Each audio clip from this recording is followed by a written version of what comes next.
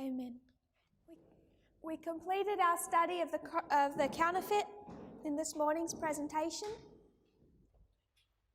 and we wanted to focus in these final presentations on this triple application of prophecy, 2 world wars, the first and the second equaling the third. We briefly reviewed how we came to the history of World War II. It's through understanding these 2 lines of Pyrrhus that have been laid out in this continuum top line, his history in Macedonia and his history in Italy. And we came to these lines through the 273 of Acts 27, placing that between Panium and Sunday law. That was where it began, and then in understanding Pyrrhus as representative of the King of the South, that study was expanded upon. We've laid out his history. He begins to be involved in world politics through the Fourth Diadochi War. We covered, this is just a brief, a summary of what happened after the death of Alexander. Alexander dies, you have that one horn broken, 22 years, these 4 Diadochi wars, resulting in the Battle of Ipsus, where you have our 4 generals dividing up his empire into the 4 winds of heaven. In these 4 wars, in the first 2, many generals fight over that territory until it's finally consolidated under the control of 5. And at the beginning of the Third Diadochi War, you have 5 generals. Antigonus is by far the most powerful, and united against him, as they see him as their common threat, are our 4 generals, our famous 4 of Daniel 11. Third and Fourth War, 2 wars with an armistice in the middle. You have the same players. Pyrrhus enters into that history by fighting as a general of Demetrius. He comes into an alliance with Demetrius in 303, the 4th war having begun in 307. He fights as a general of Demetrius in the Battle of Ipsus, but then this alliance between Pyrrhus and Demetrius begins to disintegrate, and they fight against each other. Pyrrhus first invades the territory of Demetrius, and then Demetrius invades the territory of Pyrrhus. Then you find Pyrrhus joining those allies that he had fought against at Ipsus, turns on his former ally Demetrius, defeats him, and Demetrius' territory is divided up between east and west, between Lysimachus and Pyrrhus. This sparks a Cold War.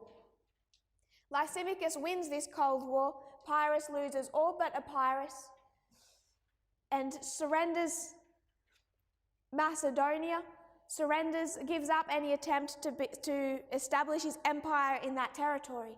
He travels to Italy, as this is where there is a new war breaking out between the north and the south, between Rome in the north and the city-states in the south, united under Tarentum. The same year he loses Epirus is when the beginnings of this war develop, where one of those city-states is changing its allegiance from its southern relatives, particularly Tarentum, to Rome, the superpower in the north. Tarentum responds by attacking Thurii, and war is declared between Tarentum and Rome. Pyrrhus arrives and begins preparation for war. He brings Tarentum under his control, begins forcing them to build up a military and fortify the city. And then you find the first battle between Pyrrhus and Rome at Heraclea in 280 BC. Winter prevents them from fighting again immediately, but the following spring they meet at Asculum. Pyrrhus defeats Rome. Both battles he wins because of elephants. He goes to Sicily, becomes a dictator, desecrates a temple. His plans in Sicily do not eventuate. He finds that Rome is again threatening the south. He goes back to Italy and fights Rome one more time at the Battle of Beneventum, where he is defeated because of elephants. You find him flee back to Epirus. Rome has control of the south, except for the city of Tarentum, which they have under siege.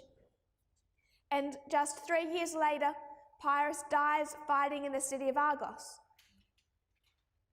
He makes bad decisions in this battle, but one of the key bad decisions that comes out of this battle is bringing elephants into a city where you're fighting in tight alleyways, and his exit route, he finds his exit route blocked. So Pyrrhus dies, he's 46 years old. Argos, which means essentially harvest, is where he comes to his end. Rome goes to Egypt, formalizing this alliance, and Tarentum surrenders. Rome properly now officially has control of the whole of the south of Italy. I'm not going to review this study. It was handed out in a card earlier. One of the lines put up at the top of the board showing the development of the message, the leaders of Epirus, and connecting them to the leaders of the King of the South in our history. And what we were able to demonstrate was that you have Pyrrhus, he co-rules, and then he comes back. And through the leaders in our day, and lining them all up, we were able to demonstrate that Pyrrhus is Putin. Putin ran for 2 consecutive terms. In 2008, it's recognised he cannot run for another one because he's already had 2 4-year terms beginning in the year 2000. He's forced to co-rule with Medvedev, and then after Medvedev serves 1 4-year term, Vladimir Putin comes back solo. We go back to the very beginning, and we remember the beginning typifies the end. We find Admetus. If we were to trace back our leaders, we find Stalin. And then you can start taking this history. Pyrrhus is Putin. But then you can also take this history and trace the history of Gorbachev and the history of Lenin.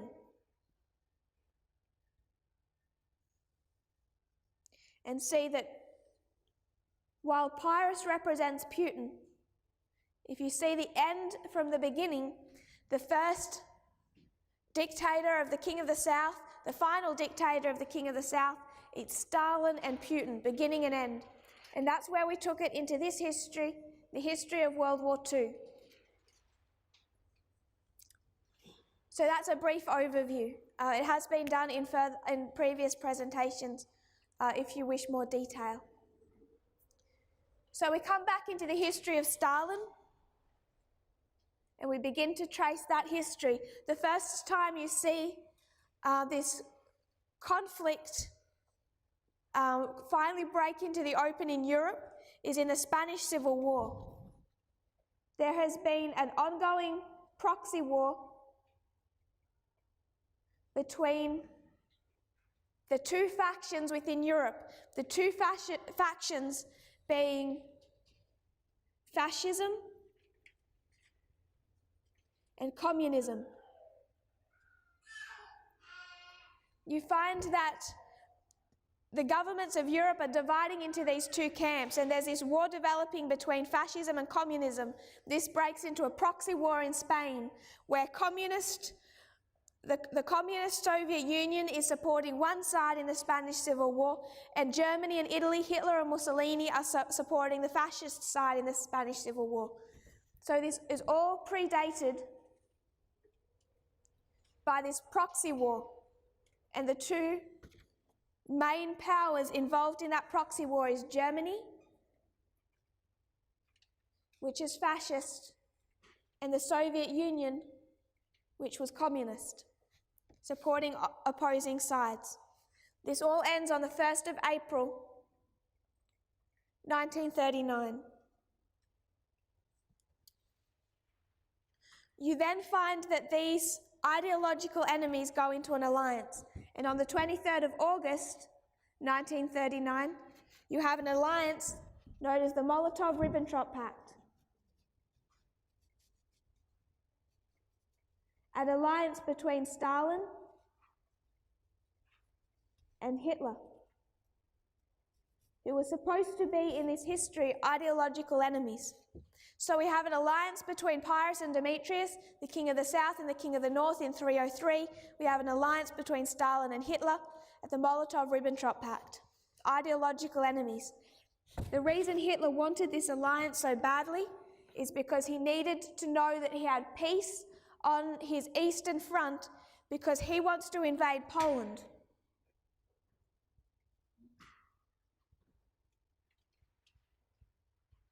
And he invades Poland on the 1st of September 1939. Just about a week, 10 days after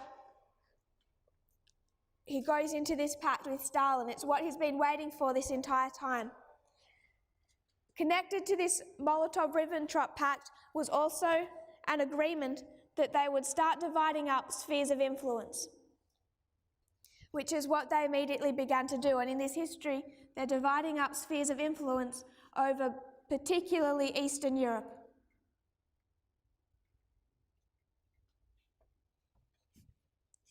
They have a breakdown in their relationship, August of 1940.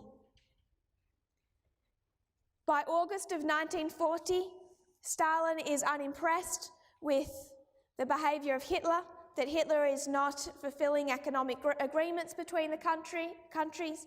There's this breakdown in communication, and for the month of August, Stalin stops supporting Hitler economically. Much of Germany's economy that enabled them to fight World War II dependent on trade with the Soviet Union. Without trade with the Soviet Union, Hitler would never have been able to fight World War II.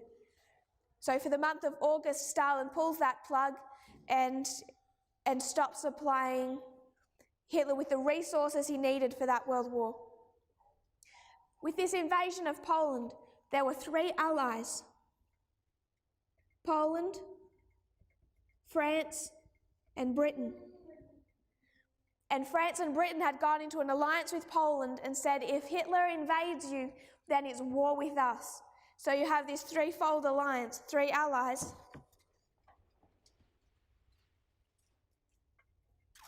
Versus this superpower bully, Germany. And in this history, Germany backed by the Soviet Union, Stalin. August of 1940, there's this breakdown in their alliance. By the end of August, they make peace and the alliance continues. But the damage has already been done. They were enemies from the start, but both had something to gain by having a temporary alliance with their enemy. Hitler decides that the time to treat Stalin as an ally has come to an end, and now he wants to go back to his original plan, which was to defeat the Soviet Union. And on the 22nd of June, 1941, find Operation Barbarossa.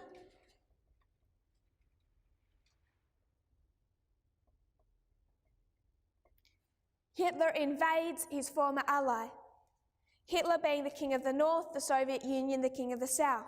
So they begin with an alliance, and then as a result of that alliance, they're able to fight a threefold enemy. This is Poland, France, and Britain. In this history, you have Demetrius he already is a king. His father is killed, Antigonus is killed, but Demetrius becomes really to take over what's left of his father's empire, as well as his own holdings. You have him supported in this battle by Pyrrhus, and you have Germany supported by the Soviet Union. They divide the territory into spheres of influence. Their relationship breaks down, and then it's finally fully broken when the king of the north, or Demetrius, invades the king of the south, or a Pyrrhus, or Germany, the king of the north, defeats the Soviet Union, the king of the south. So we're able to make this parallel. Because the king of the north has invaded, it drives Stalin into an alliance with the allies he opposed back when he was in that original alliance. So in the history, just prior to 1945, we find Stalin.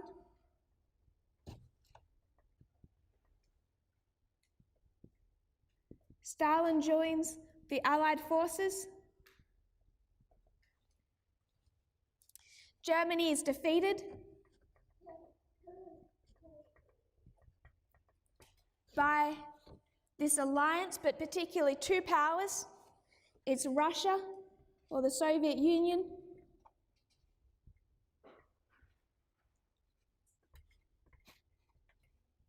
here they come from the east into Germany, driving all before them, and from the west comes this new power, the United States. And we find that the territory is divided between east and west. The Soviet Union coming from the east, the United States from the west, and they met at the Elbe River in Germany. This sparks a Cold War between the Soviet Union and the United States. And this Cold War, fought with traditional Cold War tactics, results in 1989, through sanctions and subterfuge, you find that the Soviet Union loses all except Russia, the borders of Russia itself. At this same point in time, you also can start seeing this other dynamic develop that's going to lead to further tension down the line. Here it's 3, and you have another story still involving the King of the North and the King of the South, but there's beginning to be a change of geography. This is a new dispensation, or a meager history. And in 1989, as you see that develop, as part of that, you also see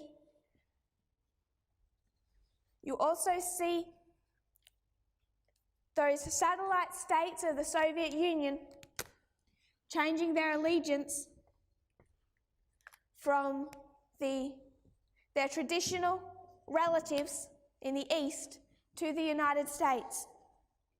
And the one I want to particularly highlight is Ukraine. It's not a coincidence that it's Ukraine that we thread through that history.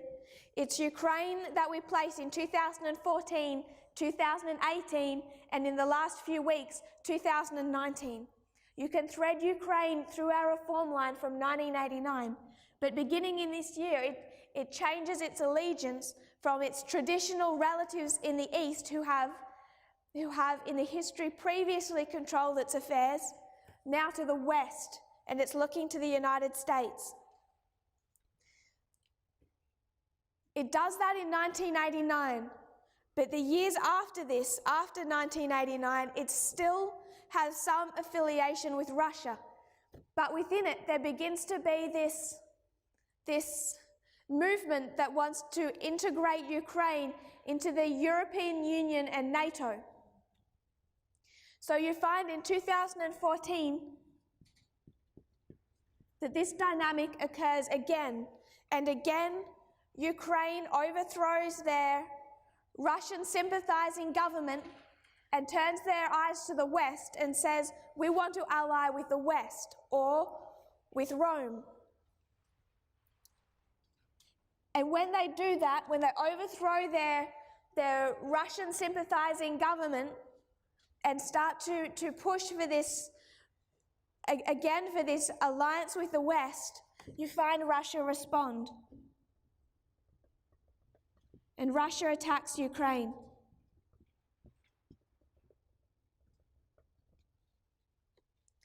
Through this history, 2014, you see, we won't for time go into all that developed in 2014, 15 and 16 and the role that Russia played in those years, in those affairs in Ukraine and then in the presidential election. There's simply not time. We're still in review mode, if I can put it that way. So to get through review, we won't go into all the details, but in 2016, you see this preparation that the King of the South is making to be able to challenge the Roman superpower, or the North. In 2016, through that presidential cycle, you see Putin prepare all that he needs to take on the West. That happens through the election cycle, and Tarentum is preparing through this election cycle, so through the years of 282 to 280. But 2016, you can mark some escalation of that, and it's also within the King of the South itself. Pyrrhus is preparing Tarentum for war. Putin is preparing Russia itself for war, and in these years, he starts to have, really from 2011, but you can mark 2014, 16, and he's just fully implemented it in the last couple of weeks, a full control over Russia's information networks. He also establishes in 2016 his personal private army, known as his Praetorian Guard. Then we find these other battles. When we line these up, you can see it's connecting our waymarks in this history now. We have 2014, 2016, and we label this one, the next waymark on our reform line is 2018, the Battle of Heraclea, and we saw in the November to December, particularly marking December 19 of 2018, this battle between Russia and the United States, or between Putin and Trump. And in this history, it was a win for Putin. And what they were fighting over is spheres of influence, particularly as it relates to Syria and Ukraine. Again, the two countries that we can go back and thread through these previous waymarks. We should all be well aware with everything that's developing within Syria and Ukraine. Remembering that World War II had how many fronts? Two fronts. There's an eastern front and a western front. We'll review that in a moment. And then we have the battles of Asculum and Beneventum. These line up with the battles that we know most familiarly as Raphia and Panium. 2019, we have expected to be a battle similarly to this one, but in double the size, double the victory for Putin. Putin also victorious. And if you followed the history of the last couple of weeks, then you already know that this battle is under fulfillment.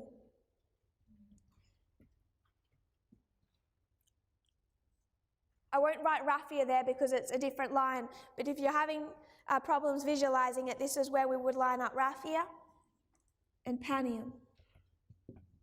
Raphia we know is a victory for the King of the South, Panium a defeat. And they're using the same mode of warfare in each one of these battles. Through this history, it's elephants. What won the battle at Ipsus was elephants.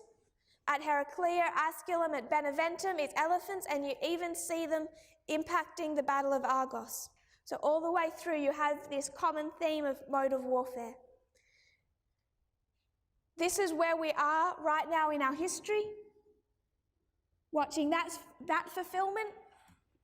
And we know in the future that at Panium, the King of the South is defeated. We expect to see some type of alliance form in 273. We may revisit this later in our studies after World War I. But keep in mind this alliance that formed, and we know that the King of the South begins to fall at Panium, and its fall is complete at Sunday-Law, the completed fall of the King of the South.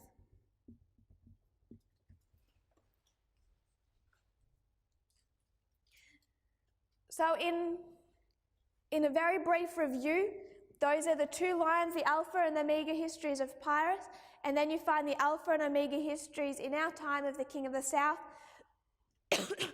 In its Alpha history, it's Germany versus the Soviet Union. In our history, it's the United States versus Russia. I just want to go back to the counterfeit and remind us of one subject.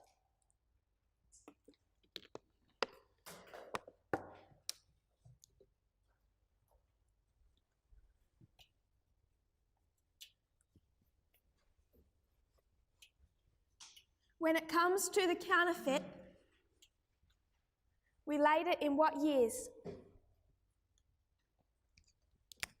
Their alpha history. We have the alpha history of Israel, the alpha of modern Israel, and it's what history? 1798 to 1844. If we're to use that narrative Ellen White gives us, you can see it in different ways, but in the lines she gives us, it's 1798 to 1844. It's this 46-year history. There's different ways you can place the angels in this history.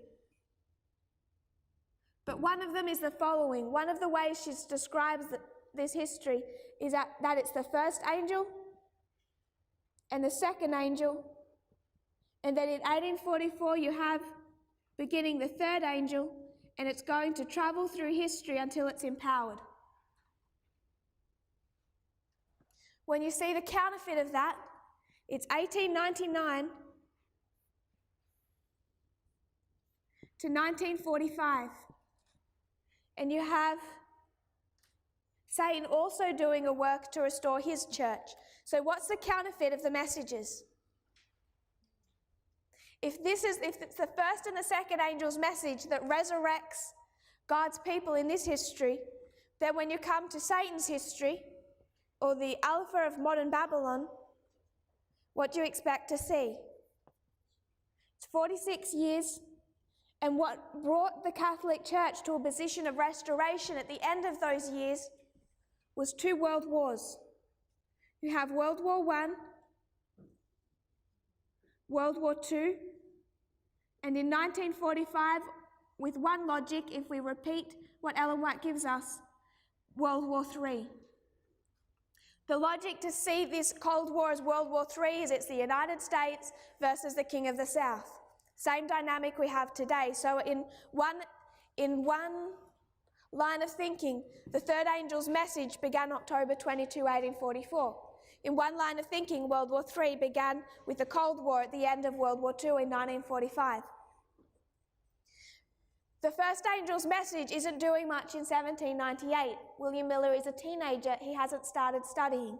It doesn't begin until years later. The preparation for World War I you can trace to 1899.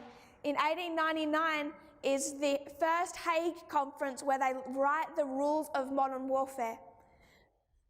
So you can see the development of modern warfare from 1899, but the World War itself took time. You can see the development of the first angel arrive in 1798, but the giving of that message took time. But that same first and second angel's message pattern that brings God's people to a position of restoration, that raises up a church, occurs in the same 46-year pattern where World War I and World War II did the same work within the papacy. It provided the right conditions and it resurrected them not just as a world leader, but also financially. Particularly in World War I, as countries began paying the Vatican to interfere within Italian politics. It resurrected them financially. Beginning of World War I, the Vatican is broke. By the end, they are far from it. So you see this pattern, and you know that World War II has a place in this history as a work is being done within the papacy. So you see, even on this level, the significance of this war between Nazi Germany and the communist Soviet Union. It isn't just a type of our history, it was part of the alpha history of modern Babylon.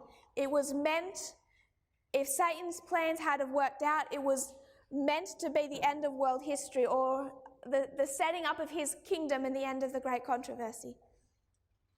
At a time when Adventism is in no condition to be able to respond and protect themselves. 1844 ended in a disappointment. 1945 ended in a disappointment. And we'll revise that again. So when we have an Alpha and an Omega history, one other element to this, we talk about the 46 and the 4 and the 6. We talk about the 10 Commandments.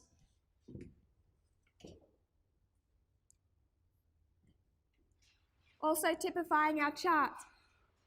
Two tables of stone. How many commandments on the first? 4. Commandments on the second? 6. And we talk about that number 46 and the 2 charts or the 2 tables of stone.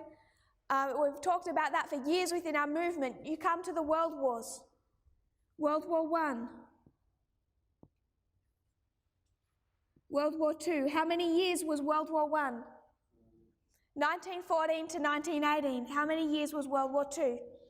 39 to 45. So you have the 4 and the 6. All of this is Satan counterfeiting the work within his own church, the same, even some of the same prophetic symbology as he's already recognizing God is implementing in his own church. So these world wars, and you know from this pattern that World War I must have deep significance as well, because both world wars take part in the history of the Alpha of modern Babylon. So the next step after these lines were completed was to overlay them. When you have an Alpha and Omega history, if you're going to talk about the Alpha of modern Israel and the Alpha of ancient Israel and the Omega of ancient Israel, and the Alpha of modern Israel and the Omega of modern Israel, what do? We cut our lines and we overlay them, because the beginning typifies the end. And you can make that application if you cut the line and overlay them. So what we then had to do was see that not only does Pyrrhus in Italy teach us about the war in our time, but the history of World War II and the history of Stalin is going to teach us about World War III and the history of Vladimir Putin. So the next work that we were to do was where these dispensations meet to cut our line and overlay them. And that's what we have begun to do on this board here. So all I want to do is lay out this history, where you have Pyrrhus in Macedonia, his Alpha history, beginning in 307. And you have this war where Demetrius frees Athens from a dictator. In 303, you have an alliance between Pyrrhus and Demetrius. In 301, you have the Battle of Ipsus, and 3 allies, Cassander, Lysimachus, and Seleucus, facing off against their mortal enemies, Antigonus and Demetrius. Demetrius being supported by Pyrrhus. After this battle where Antigonus is killed, you find Demetrius and Pyrrhus. Demetrius, now a completely unrestrained king, unrestrained from the control of his father who exercised really a dictatorial control over the son. Demetrius is freed from the dictatorial control of his father. He expands his own kingdom, and you find the division of spheres of influence, particularly through the country of Macedonia between Pyrrhus and Demetrius. This causes tension, and in 291, Pyrrhus invades the territory of Demetrius, or Thessaly. Demetrius responds aggressively, and in 289, 288, Demetrius invades the country of Epirus. Demetrius here is engaged in a massive military build-up. Those three allies that Pyrrhus had fought against, he now goes into an alliance with. And in 287, Pyrrhus has joined the allies. Demetrius is defeated by Pyrrhus and Lysimachus, and his kingdom is divided between east and west. Pyrrhus and Lysimachus now engage in a cold war, which ends in 285, where Pyrrhus loses all but the borders of his own country. We come down, this is his Alpha history, we're going to overlay it with his Omega. 285, you find this city-state theory appeals to Rome. 282, you find Tarentum attacks theory. And war now begins, or is declared, between Rome and Tarentum. In 280, Pyrrhus begins the preparation of Tarentum. First battle fought in 280. Towards the end of that year, in the late autumn, just prior to winter, they meet at Heraclea.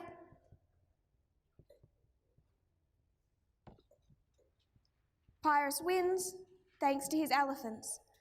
279, they meet at Asculum. It's twice the size of Heraclea. Pyrrhus wins. He acts as a dictator in this history, more than he ever had before. He desecrates a temple. It's a pagan temple, but isn't benefited by it. He comes back and fights a final battle with Rome, the Battle of Beneventum, and he loses that battle. And you see, because of his loss, that Egypt starts taking notice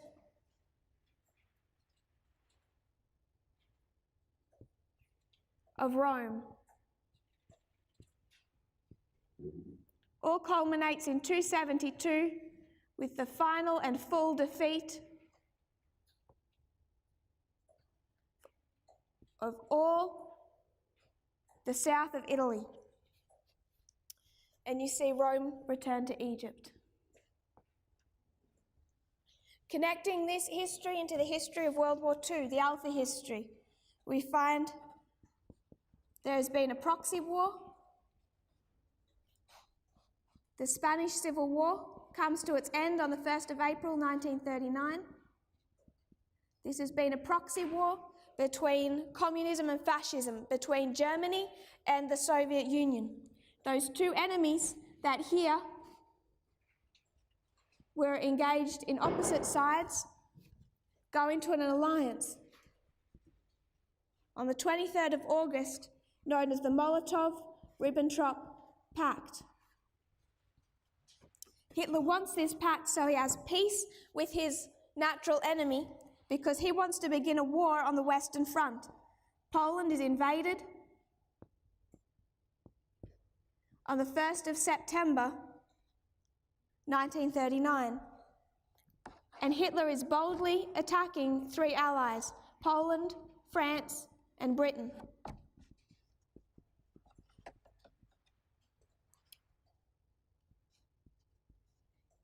And in this invasion, he's supported by the Soviet Union and Stalin. This alliance between the two supposed to be enemies breaks down in August of 1940, and you see Stalin suspends trade to Germany. 22nd of June 1941, this war breaks out fully Operation Barbarossa, Hitler invades the Soviet Union.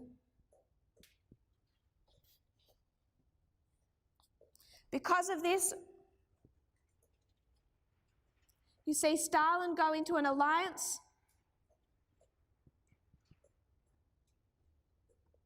with the side that he had previously opposed, the Allies.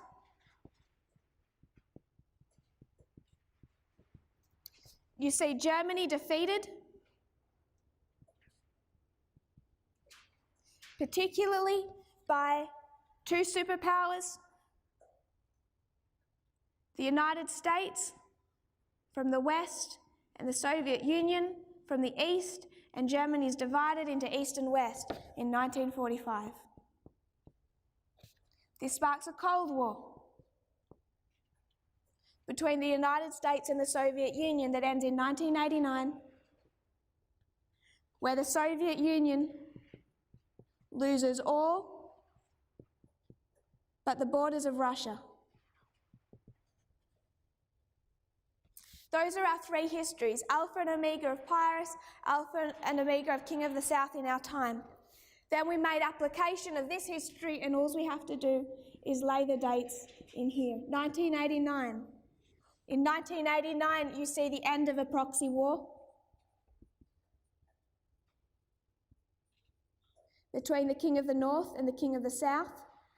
Lines up with the Spanish Civil War. You see Ukraine changing its allegiance. 2014. If 2014 lines up with the Russian attack into Ukraine, then 2014 also lines up with an alliance between the King of the North and the King of the South that we call collusion. 2016, you find the war begin on the Western Front.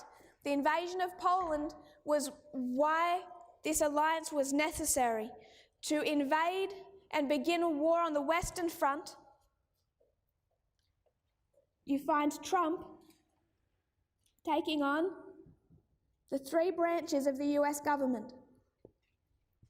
And we don't have nearly enough time in this camp meeting to go into the intricacies of the Battle of Ipsus and the evidence behind this application. But in 2016, you find Trump and Putin already in some form of an alliance.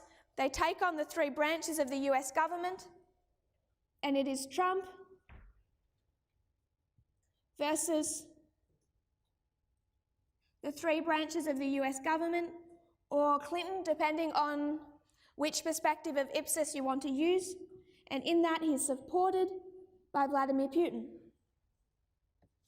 Their alliance continues until December of 2018, where it temporarily breaks down, and then they're able to come to an agreement. 2019 lines up with Operation Barbarossa, Asculum, and the invasion of Epirus. In this history, you see another battle between the King of the North and the King of the South. Putin versus Trump. Lining up to Panium 2021, where Putin is defeated. We know in this history, Putin is victorious. At Panium, Putin is defeated. We will see this alliance develop, and then Sunday law, the final completed fall of the King of the South. So that's how the application looks in our time without going into the intricacies of the details. We have 4 battles marked in this history. The 4 battles being the Battle of Ipsus, 2016, war begins on the Western Front. There are 2 fronts to this war. We miss half of our message if we're looking to external events between Trump and Putin or Russia and the United States. Half of the external events, at least, that we should be following is the events occurring inside the United States, inside what we would term the West. This war has 2 fronts, and since this election, one of those fronts is concentrated in the West. It's this year that we see the Eastern Front develop. But when we talk about the Western Front, we should be following the events occurring within the United States as you see this country become polarized, and we see impeachment and conflict over, again, Ukraine. If you see Ukraine and you see Syria, we should be following those events. We've seen them enough in 14 and 16 and 18 to know that they are key subjects for our history. So when we overlay our lines, without going into all the proofs and the details, this is what we find. That we have this history of 1989, the end of this proxy war, and then it heads straight into this history where you see Putin and Trump coming into this friendship, this collusion, all with the goal in mind of this 2016 election battle. 2016 being the first battle, you know that elephants decided that battle of Ipsus, and elephants decided Heraclea, Asculum and Beneventum and are involved in Argos. So you know that you're seeing the same mode of warfare throughout our reform line.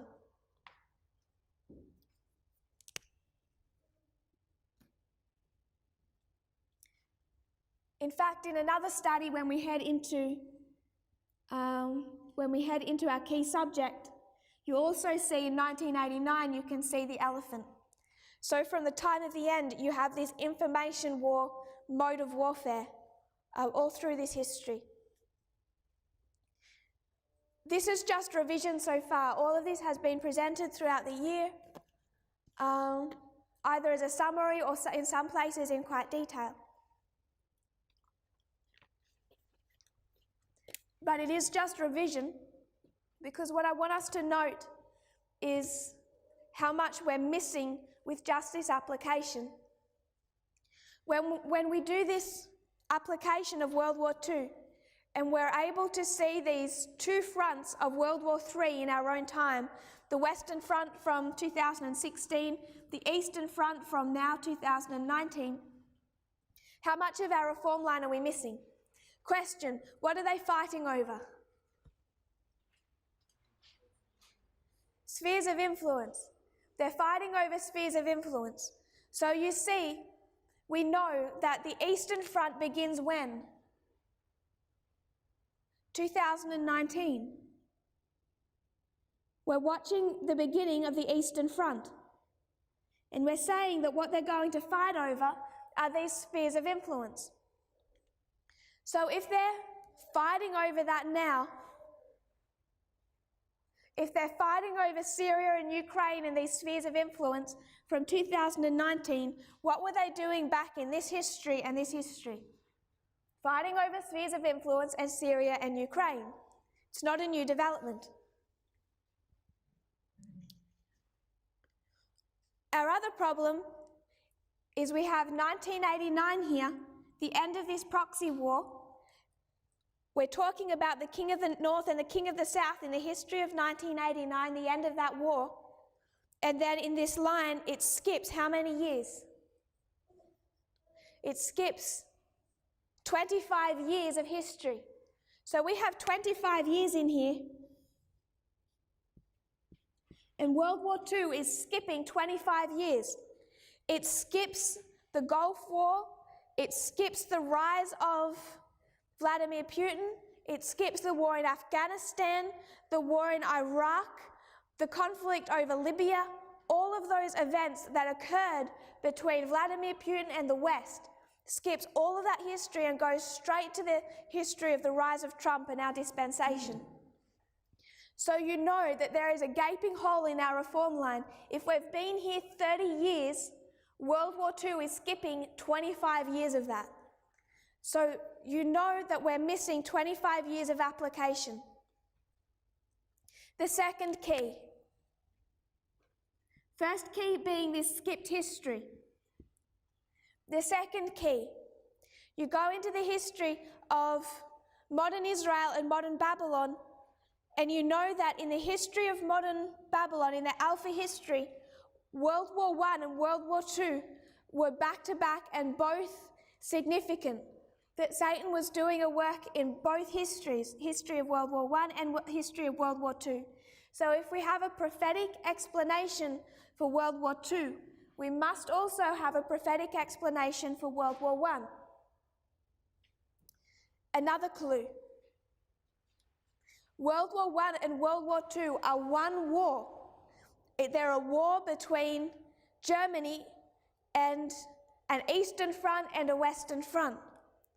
World War I is a war where Germany fights on the east and on the west, and they're fighting against Russia on the east and against Britain and France.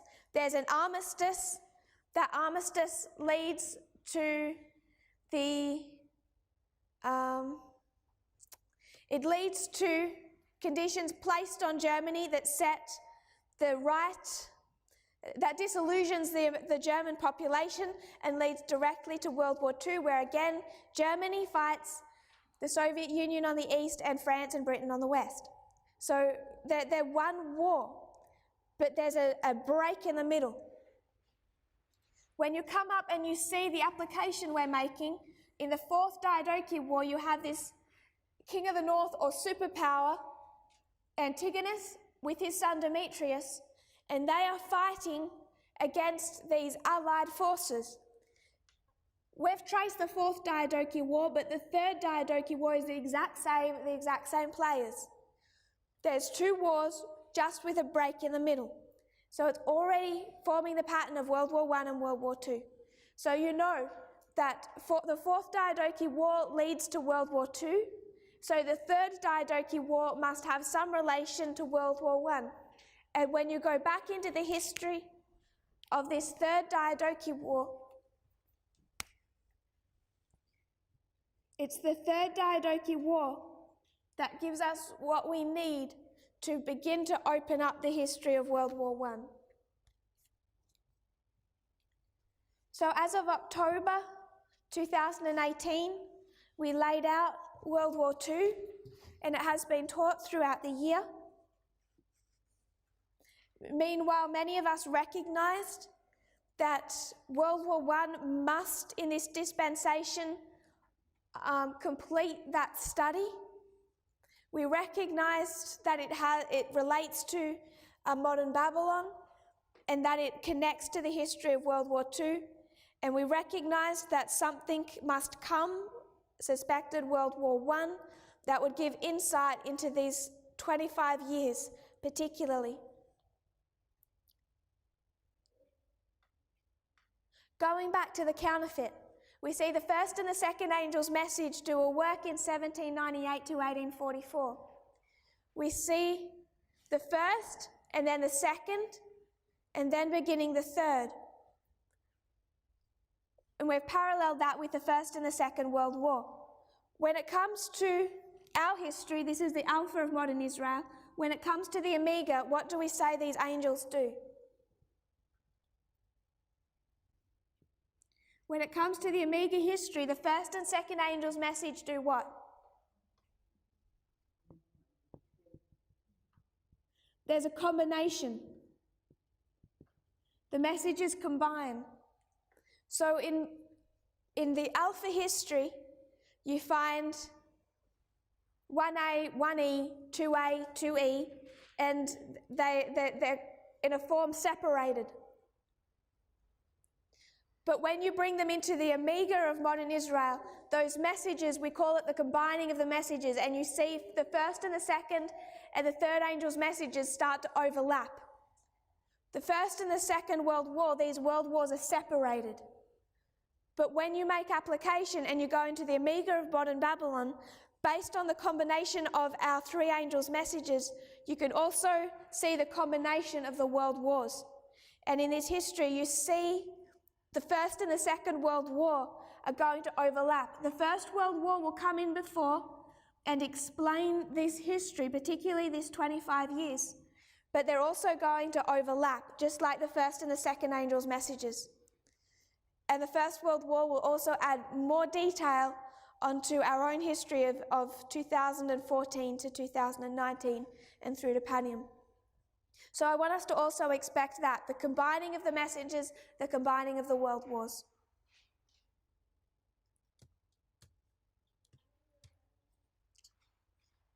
Before going into that history, because we're almost out of time, I don't want to begin that explanation of the Third Diadochi War and World War I. What we're finding as these presentations have been studied and shared is that all of us, myself included, have to learn some parts of history to make sense of these developments. So part of our explanation is to go into that 25 years, the Iraq War, the Gulf War, and actually understand what happened. So part of this is just a historical overview. And that can get tricky sometimes in the past, even recently, because I've said something as like a historical overview, people have taken it as a prediction.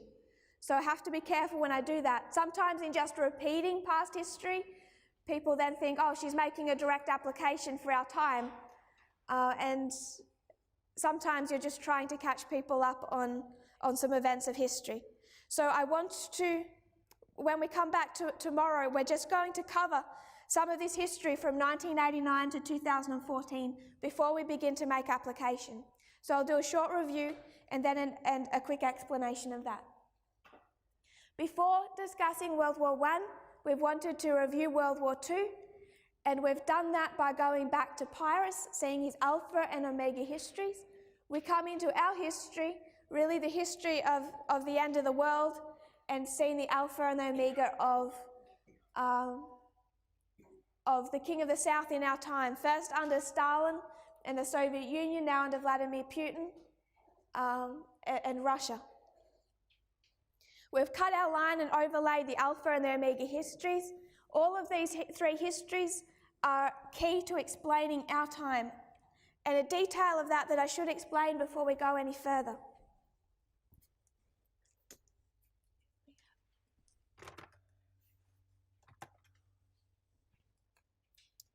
The difference between Alpha and Omega histories, just a quick revision of that because it becomes important when we consider World War I. The principles will stay the same. This is an Alpha history. In the Alpha history, when you come to the North and South fighting, or Pyrrhus and Demetrius fighting, what happens?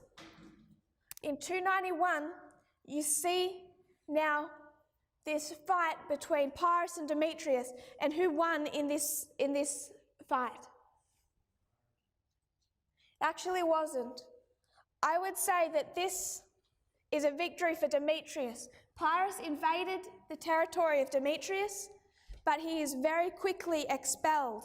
He's too afraid to even fight Demetrius in battle, and he flees back to Epirus with his tail between his legs.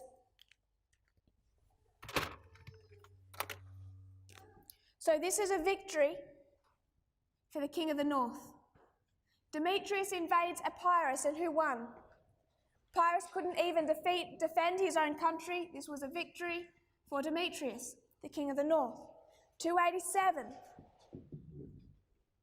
In 287, Pyrrhus fights Demetrius again. It's a victory for the King of the South, and then Pyrrhus loses all but Epirus in 285. But it's these three battles that relate to wars between the King of the North and the King of the South, or Pyrrhus and Demetrius. They're the three key conflicts between the King of the North and the King of the South as they are in that history. You come to Heraclea, and it's Pyrrhus versus Rome, and who wins? The King of the South. Asculum, Pyrrhus wins, the King of the South. Beneventum, Pyrrhus loses, it's a victory for Rome or the King of the North. August 1940, Stalin suspends trade to Germany. Without going into the history, out of that conflict, Germany is able to negotiate a much better deal for itself. It was resulted in a victory for Germany. Operation Barbarossa was very quickly a victory for Germany. It's the largest invasion known in human history. It took over vast swaths of the Soviet Union before Stalin even accepted that he had been invaded. In 1945, though, Stalin has come back, joined the Allies, and he defeats Germany, a victory for the King of the South. You come into our history, and we already know at Panium, it's a victory for the King of the North. We already know that at Raphia, it's a victory for the King of the South. And if you trace the history of December 2018, it was a history of a victory of the King of the South. This connects also as another witness to the study of half right and half wrong. In an Alpha history, it's a victory for the King of the North, a victory for the King of the North, and then finally a victory for the King of the South. In an Omega history, it's a victory for the King of the South, a victory for the King of the South, and then finally it comes around and a victory for the King of the North. This is the difference between Alpha histories and Omega histories. So in 1945, the King of the North is defeated. You line that up with Panium, and the King of the North is victorious. That's one extra evidence that when you deal with an Alpha history, you're dealing with a history of failure. Because if Germany had have won that war, would there be any need for the United States today? The United States would not be here as a superpower if Hitler had have won the Second World War. So the only reason that you have an Omega history is because the Alpha history failed. The only reason you have a reform line of the 144,000 is because the Millerites didn't finish the work. The Omega history exists because the Alpha history failed. And you see that it forms a pattern where when you see those key waymarks and who wins and who loses, that they're switched between Alpha and Omega. We said 1945, it's a disappointment and failure for Germany, but it's also a disappointment for who? The papacy. 1844 is a disappointment for God's people, for his movement. Is Panium a disappointment for the King of the North? No, and it's not a disappointment for the papacy. So people using these histories of failure to say that at our close of probation, we must have disappointment and failure are failing to understand the difference between a history of failure and a history of success. And that was the mistake that Elder Jeff made in April this year, when he used histories of failure to say essentially the same thing as, well, the King of the North was defeated in 1945, the King of the North must be defeated at Panium. And he knows that's not the case. He's failed to understand the difference between histories of failure and histories of success. It's one evidence that we have that in Omega history, like in the history of Christ, the message was perfect. The only disappointment that was felt in that history was a disappointment of those who failed to unlearn the first angel's concept of what the end would look like. Those who held on to the message of John were the only ones disappointed at the cross. For Christ, it was complete and utter victory. He defeated the forces of Satan once and for all. Omega history, success if the message is accepted. Alpha history, disappointment. So when we come to the history of World War I, we're going to have to follow the same pattern. World War I is in what history? It's a history of failure. So we already know that when we make application of this history of World War I, that there are the battles between the King of the North and the King of the South must be switched. And we will make that application when we come to it. We're out of time, so this completes our revision of World War II. When we come tomorrow, we'll discuss World War I and the events of 89 to 2014 particularly, and then as it extends through our reform line. If you kneel with me, we'll close in prayer. Dear Father in heaven, thank you for our blessings. Thank you for bringing us together. We know, Lord, that we are living in a momentous time in Earth's history. Lord, we know that Satan is angry and he wishes to destroy us. But Lord, you promise your people that this is a history of success. You've evidenced that through us with the reform lines that you gave to us 30 years ago. I pray, Lord, that we'll have faith in them. I pray you'll continue to teach us and lead us. In Jesus' name, amen.